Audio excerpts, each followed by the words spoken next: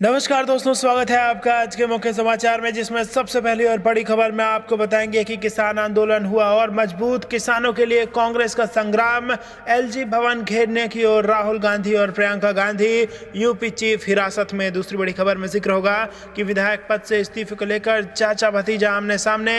हरियाणा में जबरदस्त सियासी भूचाल। अभय चौटाला बोले दुष्यंत की जज्बा का भाजपा में विलय होगा। और तीसरी बड़ी खबर में जिक्र होगा पश्चिम बंगाल की सियासत का। ममता बनर्जी को कांग्रेस में आने का न्योता।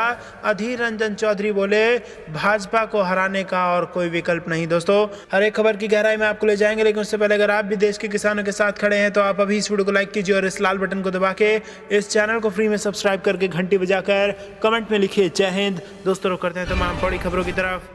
किसानों के लिए कांग्रेस का संग्राम। एलजी भवन घेरने की ओर राहुल प्रियंका। यूपी चीफ हिरासत में। जी हां दोस्तों, कृषि कानूनों पर केंद्र व किसानों में नवे दौर की बात के बीच शुक्रवार को कांग्रेस ने देश के कई हिस्सों में किसान अधिकारी रैली निकाली। नई दिल्ली में पूर्व कांग्रेस चीफ राहुल गांधी के साथ बहन प्रियंका भी शामिल हुई। दोनों ने ट्रक पर सवार होकर राजभवन में मार्च में हिस्सा लिया। रैली के दौरान राहुल और प्रियंका उन सांसदों से भी मिले जो जंतर मंतर पर बैठकर 3 कृषि कानूनों का विरोध कर रहे थे। समाचार एजेंसी पीटीआई भाषा के मुताबिक राहुल ने दिल्ली राजभवन के बाहर प्रदर्शन का नेतृत्व करते हुए कहा कि कृषि कानून किसानों की मदद करने के लिए नहीं, बल्कि उनको खत्म करने के लिए है। भाजपा सरकार को कृषि कानून वापस लेने ही होंगे। कानूनों को रद्द किए जाने तक कांग्रेस चुप नहीं बैठेगी। बकौल राहुल, देश की आजादी अंबानी अडानी ने नहीं, किसान ने अपने खून से दी है। जिस दिन खाद्य सुरक्षा चली जाएगी उस दिन देश की आजादी चली जाएगी। हिंदुस्तान की सरकार को ये बात नहीं समझ आ रही है, पर किसान अब यह बात समझ गए हैं। राहुल के ये तीनों कानून किसानों के खात्मे के लिए लाए गए हैं। अगर हमने इन्हें ना रोका तब ये अन्य क्षेत्रों में भी होगा। नरेंद्र मोदी किसानों का सम्मान नहीं करते।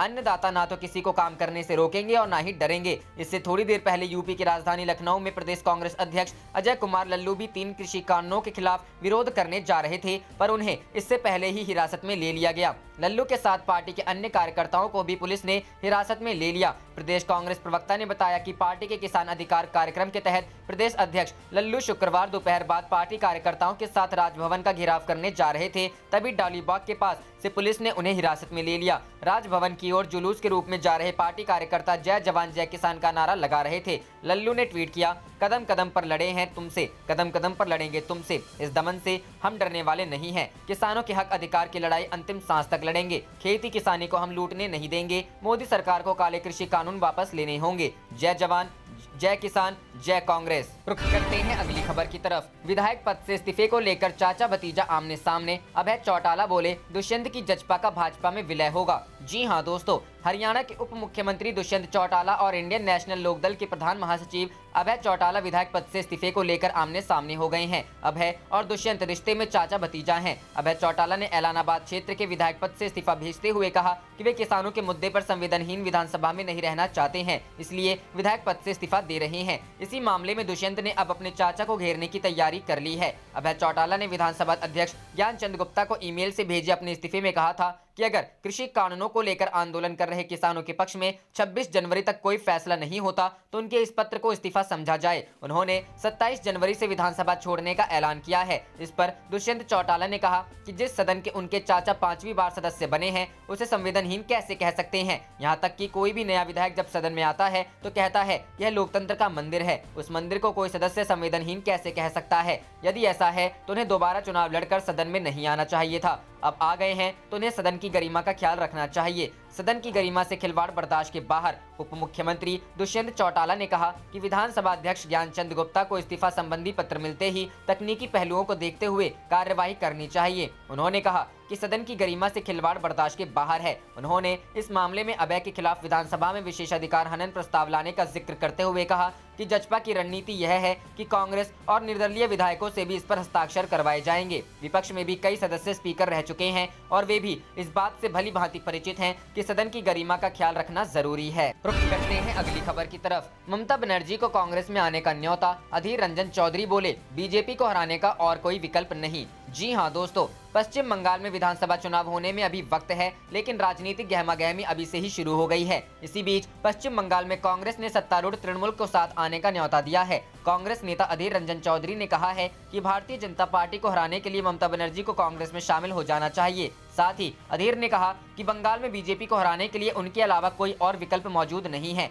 कांग्रेस सांसद अधीर रंजन चौधरी ने कहा कि बंगाल में सांप्रदायिक ताकतों को रोकने के लिए ममता बनर्जी को तृणमूल कांग्रेस को कांग्रेस के साथ विलय कर देना चाहिए। इस दौरान अधीर ने यह भी कहा कि हमें तृणमूल कांग्रेस के साथ गठबंधन करने में कोई दिलचस्पी नहीं है। पिछले 10 सालों से तृणमूल हमारे विधायकों को खरीदने के लिए नजर गड़ाए बैठी है। साथ ही उन्होंने कहा कि अगर ममता बनर्जी भाजपा के खिलाफ चुनाव लड़ना चाहती हैं तो उन्हें कांग्रेस में शामिल हो जाना चाहिए। इसके अलावा अधीर ने यह भी कहा कि कांग्रेस ही एकमात्र पार्टी है जिसने बीजेपी जैसी पार्टियों के खिलाफ देश में धर्मनिरपेक्ष माहौल बनाए रखा था। इस दौरान अधीर ने कहा कि ममता दीदी को सब पता है, वह कांग्रेस पार्टी छोड़कर गई हैं, इसलिए ममता दीदी बिना किसी नेता से बात किए हुए खुद सोनिया गांधी के पास जा सकती हैं। वह सोनिया गांधी को जानती भी हैं, इसलिए वह उनसे आसानी से मिल सकती हैं। अधीर ने यह भी कहा कि ममता दीदी कांग्रेस की मदद से ही सत्ता में आई, लेकिन उसने कांग्रेस को खत्म करने में कोई कसर नहीं छोड़ी। अधीर के इस बयान से पहले पश्चिम बंगाल के टीएमसी नेता सौगत राय ने कहा था कि अगर वाम मोर्चा और कांग्रेस वास्तव में बीजेपी के खिलाफ है तो उन्हें भगवा पार्टियों के खिलाफ लड़ाई में ममता बनर्जी का साथ देना चाहिए।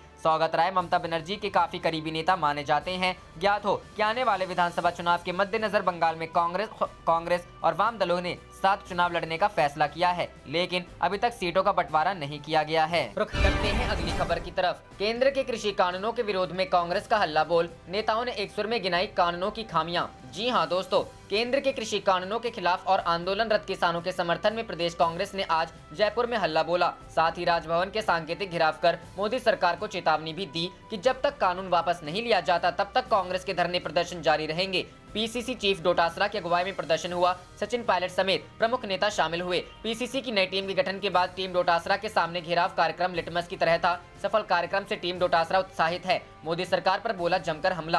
केंद्र के कृषि कानूनों के विरोध में राजधानी जयपुर के सिविल लाइंस फाटक पर आयोजित हुए धरने प्रदर्शन में वक्ताओं ने एक सुर में कृषि कानूनों की खामियां गिनाई और मोदी सरकार पर जमकर हमला बोला। हालांकि धरने में मुख्यमंत्री अशोक गहलोत और प्रदेश प्रभारी अजय माकन नहीं आए। दोनों नेताओं का धरने में नहीं आना चर्चा का विषय रहा। धरने को संबोधित करते हुए प्रदेश कांग्रेस के अध्यक्ष गोविंद सिंह डोटासरा ने कहा कि देश की जनता ने मोदी को मन की बात सुनने के लिए नहीं, बल्कि किसान, महिलाएं और मध्यम वर्ग की बात सुनने और उनकी समस्याएं दूर करने के लिए देश का प्रधानमंत्री बनाया था। मोदी सरकार को जमकर घेरा। पीसीसी चीफ ने पेट्रोल डीजल की बढ़ी दरों और कृषि कानूनों को लेकर मोदी सरकार को जमकर घेरा। उन्होंने कहा कि भाजपा और मोदी सरकार आंदोलनरत किसानों को नक्सली बता रही है, जबकि किसान अपनी मांगों को लेकर धरने पर बैठा है। पीसीसी चीफ ने कहा कि कृषि कानूनों के लिए ना तो किसी किसान संगठन और ना ही किसी राजनीति संगठन ने कोई मांग की थी, फिर भी यह कानून जल्दबाजी में लाए गए। उन्होंने कहा कि दरअसल यह कानून उन चंद उद्योगपतियों को फायदा पहुंचाने के लिए लाए गए हैं जो चुनाव में भाजपा को फंड मुहैया कराते हैं। रुख करते हैं अगली खबर की तरफ। राहुल का आरोप, किसानों की इज्जत नहीं करते प्रधानमंत्री, कुछ लोगों के हाथ में है उनका रिमोट कंट्रोल।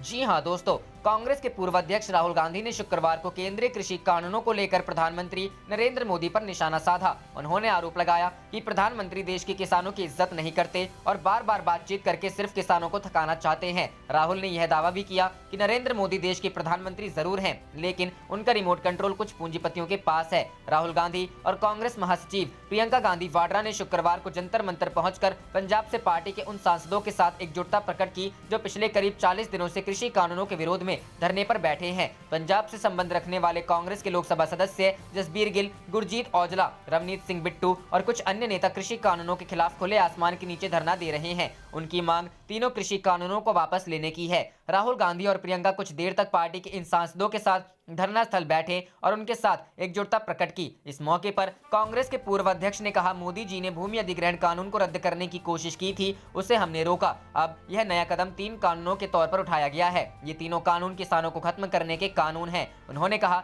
देश को आजादी 1947 में मिली, लेकिन इस आजादी को किसानों ने कायम रखा। जिस दिन खाद्य सुरक्षा खत्म होगी उस दिन आजादी चली जाएगी। कांग्रेस नेता ने दावा किया, एक तरफ हिंदुस्तान है और दूसरी तरफ मोदी जी के कुछ पूंजीपति मित्र हैं। देश के बहुत सारे लोगों को यह बात समझ नहीं आ रही है कि अगर आज किसान का हक छीना तो अगला नंबर मध्य वर्ग का होगा और फिर दूसरे लोग भी होंगे। उन्होंने आरोप लगाया, मोदी जी कहते हैं कि देश को कोरोना से नुकसान हुआ, नुकसान कोरोना से पहले हुआ था। सच्चाई ये है कि मोदी जी और उनके 2-3 उद्योगपति मित्र आपसे सब छीन रहे हैं। यही कुछ उद्योगपति सब कुछ चला रहे हैं। कांग्रेस नेता ने कहा कि किसानों को समझना पड़ेगा कि समय जाया किया जा रहा है और थकाया जा रहा है। राहुल गांधी ने आरोप लगाया, मोदी जी किसानों की बुनियादी इज्जत नहीं करते हैं। एक किसान मरे, 2 मरे, 100 मरे, नरेंद्र मोदी को कोई फर्क नहीं पड़ने वाला है। एक सवाल के जवाब में राहुल गांधी ने आरोप लगाया, नरेंद्र मोदी जी देश के प्रधानमंत्री जरूर हैं, लेकिन उनका रिमोट कंट्रोल 3-4 लोगों के पास है, उन पर दया आती है। रुख करते हैं अगली खबर की तरफ।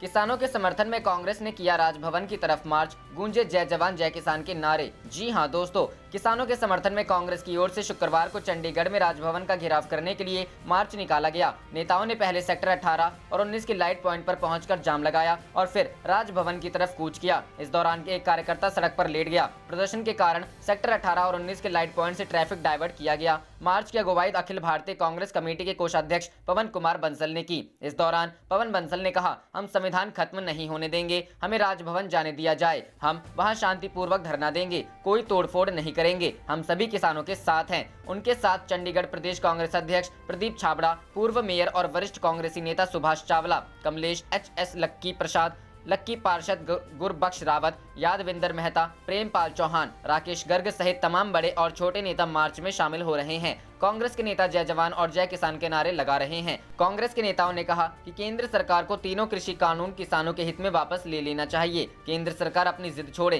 किसानों की सभी मांगे जायज हैं। नेताओं ने कहा कि किसानों को बदनाम करने की कोशिश कर रही है। भाजपा के नेता माहौल को खराब करने में लगे हैं। रुख करते हैं अगली खबर की तरफ। अभय चौटाला का दावा, 26 जनवरी के बाद लगेगी इस्तीफों की लाइन, फिर गिर जाएगी सरकार। जी हां दोस्तों, इंडियन नेशनल लोकदल के एकमात्र विधायक अभय चौटाला ने आज चंडीगढ़ में प्रेस वार्ता की। इस दौरान उन्होंने भाजपा सरकार के 100% गिर जाने का दावा किया और भूपेंद्र सिंह हुड्डा पर भी पलटवार किया। अभय ने अपने इस्तीफे को लेकर विधानसभा अध्यक्ष ज्ञानचंद गुप्ता को भी आड़े हाथों लिया। इसी दौरान अभय चौटाला ने शुक्रवार को होने वाली ट्रैक्टर रैली के रूट की भी जानकारी दी। अभय चौटाला ने पत्रकारों को संबोधित करते हुए कहा कि मेरे दादा चौधरी देवीलाल ने प्रधानमंत्री का पद ठुकराया था। उन्होंने इंडियन नेशनल लोकदल की स्थापना की थी। अब वे उन्हीं के नक्शे कदम पर चलते हुए विधायक पद से इस्तीफा दे रहे हैं। उन्होंने कहा कि इस्तीफे पर नुक्ताचीनी करना आसान होता है, लेकिन इस्तीफा देना मुश्किल काम है। अभय ने कहा कि विधायक पद उनके लिए मायने नहीं रखता। दिल्ली बॉर्डर पर बैठे लाखों किसान की हालत देखते उनका हौसला बढ़ाने के लिए इस्तीफा दिया गया है। अभय ने कहा कि मेरे इस्तीफे में कोई कंडीशन नहीं है। इनेलो की लड़ाई कृषि कानूनों के खत्म होने तक जारी रहेगी। अभय ने इस्तीफा पढ़ते हुए कहा कि उनका इस्तीफा स्वीकार करने की बजाय नाटक किया जा रहा है, क्योंकि स्पीकर को पता है कि उनके इस्तीफे के बाद भाजपा सत्ता में नहीं रह सकती। उन्होंने कहा कि बहुत विधायकों को एमएलए सीट छोड़नी पड़ेगी। यदि उन्होंने सीट नहीं छोड़ी तो उनका राजनीतिक भविष्य खत्म हो जाएगा। अभय ने दावा करते हुए कहा कि 26 जनवरी के बाद इस्तीफों की लाइन लगेगी और सरकार 100% गिर जाएगी। अभय ने कहा कि विधानसभा अध्यक्ष कहते हैं कि इस्तीफे पर स्वेच्छा से दिया गया इस्तीफा लिखें, लेकिन वे कृषि कानूनों द्वारा किसानों पर हो रहे अन्याय के कारण त्याग पत्र दे रहे हैं। अभय ने स्पष्ट करते हुए कहा कि अगर मैंने स्वेच्छा से त्याग पत्र दिया तो उसका कोई मतलब नहीं रहेगा। स्वेच्छा से इस्तीफा वो देता है जो शारीरिक रूप से अपनी जिम्मेदारी को निभा ना सके या जो राजनीति से अपने आप को अलग कर ले। अभय ने कहा कि 27 जनवरी को ट्रैक्टर लेकर सदन जाऊंगा और बकायदा इस्तीफा दूंगा। वहीं हुड्डा के बयान, अभय के इस्तीफे से भाजपा को ताकत मिलेगी, पर पलटवार करते हुए कहा कि हुड्डा जब सत्ता में थे तो प्रदेश के लोगों के हितों के लिए उनसे लड़ा। भाजपा शासन में लोगों के कुठारघात पर अकेला मैं लड़ रहा हूं। हुड्डा को तो फाइल की एक और दिखा देते हैं, जिसे देखकर हुड्डा का थूक सूख जाता है और ये विधानसभा में बोलना भूल जाते हैं। रुख करते हैं अगली खबर की तरफ। किसानों और पेट्रोल डीजल के मुद्दों पर सरकार के खिलाफ सत्याग्रह से जुड़ने की लोगों से राहुल की अपील। जी हां दोस्तों, कांग्रेस के पूर्व अध्यक्ष राहुल गांधी ने शुक्रवार को लोगों का आह्वान किया कि वे किसानों के आंदोलन और पेट्रोल डीजल की बढ़ी हुई कीमतों के मुद्दों को लेकर पार्टी की ओर से आहूत विरोध प्रदर्शनों एवं सत्याग्रह में शामिल हो। उल्लेखनीय है कि केंद्रीय कृषि कानूनों के खिलाफ कांग्रेस शुक्रवार को किसान अधिकार दिवस मना रही है। इसके तहत पार्टी के नेता एवं कार्यकर्ता प्रदेश मुख्यालयों पर धरना प्रदर्शन करेंगे और राज्यपालों एवं उपराज्यपालों को ज्ञापन सौंपेंगे। मुख्य विपक्षी पार्टी ने आंदोलनकारी किसानों के समर्थन में स्पीक अप फॉर किसान अधिकार हैशटैग से सोशल मीडिया अभियान भी चलाया है। राहुल गांधी ने ट्वीट किया, देश के अन्नदाता अपने अधिकार के लिए अहंकारी मोदी सरकार के खिलाफ सत्याग्रह कर रहे हैं। आज पूरा भारत किसानों पर अत्याचार व पेट्रोल डीजल के बढ़ते दामों के विरुद्ध आवाज बुलंद कर रहा है। आप भी जुड़िए और इस सत्याग्रह का हिस्सा बनिए। रुख करते हैं अगली खबर की तरफ। सरकार 100 बार भी बुलाएगी तो हम जाएंगे, सुप्रीम कोर्ट की कमेटी से इस्तीफा दे बाकी लोग। किसान नेता, जी हां दोस्तों, किसान संयुक्त मोर्चा के नेता मनजीत सिंह राय के 9वें दौर की बातचीत से पहले कहा है कि अगर सरकार हमें 100 बार भी बातचीत के लिए बुलाएगी तो हम जाएंगे। उन्होंने कहा कि किसान सरकार से बातचीत करते रहेंगे। उन्होंने कहा कि किसान आज फिर कृषि मंत्री से तीनों कानून रद्द करने को कहेंगे। उन्होंने कहा कि सुप्रीम कोर्ट द्वारा गठित कमेटी से भूपेंद्र सिंह मान का इस्तीफा हमारे आंदोलन की जीत है। राय ने कहा कि हम समिति के बाकी तीनों सदस्यों से भी अनुरोध करते हैं कि वे भी किसानों की भावनाओं को समझते हुए कमेटी से इस्तीफा दें। उन्होंने कहा कि तीनों नए कृषि कानून केंद्र सरकार ने लाए हैं, इसलिए सरकार ही उसे वापस ले। बता दें कि आज किसानों के आंदोलन का 51वां दिन है। सितंबर 2020 में संसद द्वारा पारित 3 नए कृषि कानूनों को वापस लेने की मांग पर हजारों किसान दिल्ली के अलग अलग बॉर्डर पर 16 नवंबर से धरना प्रदर्शन कर रहे हैं। इस दौरान केंद्र सरकार और किसान संगठनों के प्रतिनिधियों के बीच 8 दौर की बातचीत हो चुकी है, लेकिन सभी बैठकें बेनतीजा रही हैं। किसान तीनों कानून की वापसी की मांग पर अड़े हैं, जबकि सरकार उसमें संशोधन करने की बात कह रही है। आज 9वें दौर की बातचीत होनी है, लेकिन इस बात पर अनिश्चितता बनी हुई है कि इस मुद्दे पर कोई हल निकलेगा, क्योंकि किसान नेताओं ने फिर इस बात पर जोर दिया है कि वो इन कानूनों को वापस लिए जाने की मांग से पीछे नहीं हटेंगे।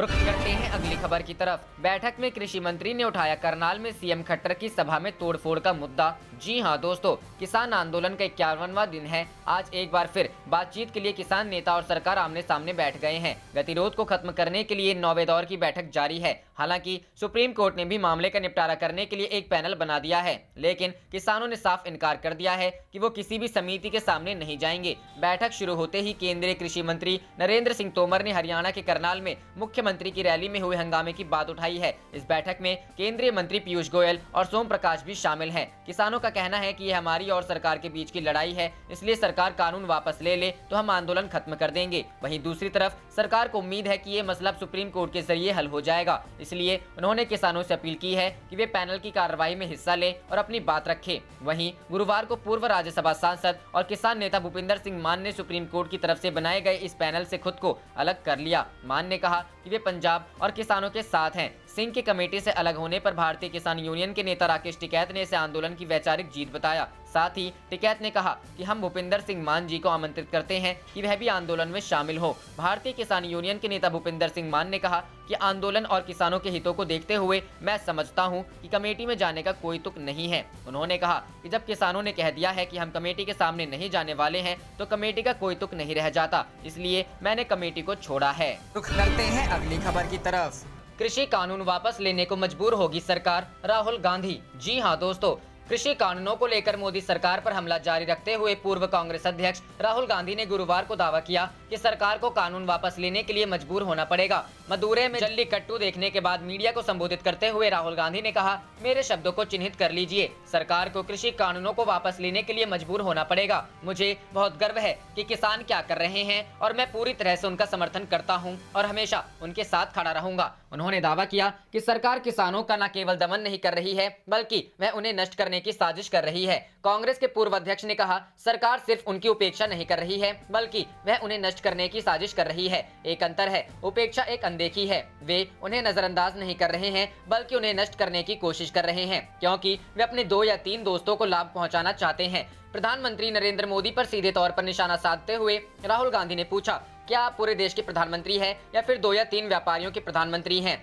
राहुल ने कहा, जब कोरोना आया तब उन्होंने आम आदमी की मदद नहीं की। जब चीनी हमारी जमीन पर बैठे हैं तो प्रधानमंत्री अब क्या कर रहे हैं? कांग्रेस ने 15 जनवरी को किसानों के समर्थन में विरोध करने की योजना बनाई है और विभिन्न राज्यों में राजभवन तक मार्च करने का फैसला किया है। इस बीच दिल्ली की सीमाओं पर किसानों का जारी विरोध भीषण ठंड और घने कोहरे के बीच जारी रहा। उन्होंने दावा किया है कि आने वाले दिनों में नए कृषि कानूनों के खिलाफ उनकी हलचल और तेज हो जाएगी। रुख करते हैं अगली खबर की तरफ। किसानों के समर्थन में उतरे अन्ना हजारे, पीएम मोदी को खत लिखकर दी आंदोलन की चेतावनी। जी हां दोस्तों, केंद्र सरकार द्वारा बनाए गए कृषि कानूनों के विरोध में किसानों का 50वें दिन भी आंदोलन जारी है। किसानों की समस्या सुलझाने के लिए सुप्रीम कोर्ट ने 4 सदस्यीय कमेटी का गठन किया, लेकिन किसान संगठन कमेटी से खुश नहीं है। 8 दौर की बातचीत के बाद भी सरकार और किसानों के बीच अभी कोई मध्यस्थता का रास्ता नहीं निकल सका है। सरकार कानून में संशोधन करने को तैयार है, लेकिन किसान रद्द करने की मांग पर अड़े हैं। अब वहीं समाजसेवी अन्ना हजारे भी किसानों के समर्थन में उतर आए हैं। उन्होंने पीएम नरेंद्र मोदी को पत्र लिखकर रामलीला मैदान में आंदोलन करने की चेतावनी दे दी है। अन्ना हजारे ने पीएम नरेंद्र मोदी को खत लिखकर कहा है कि वह जनवरी के आखिर में किसानों के लिए आंदोलन शुरू करने जा रहे हैं। उन्होंने कहा कि वह अपने जीवन का आखिरी अनशन करना चाहते हैं, जिसके लिए वह रामलीला मैदान की अथॉरिटी चाहते हैं। इससे पहले भी समाज सेवी अन्ना हजारे देश की सरकार के लिए खिलाफ अनशन कर चुके हैं।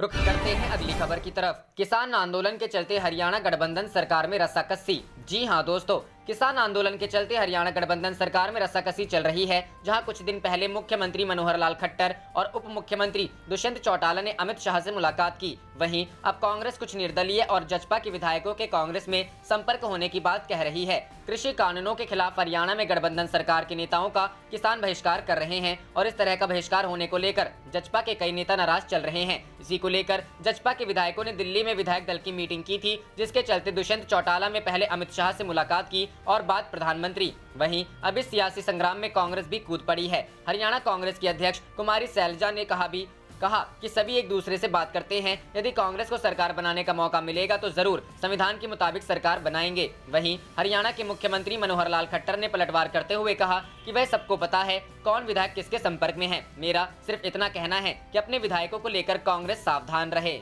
आप देख रहे थे आपका अपना चैनल जय हिंद जय भारत।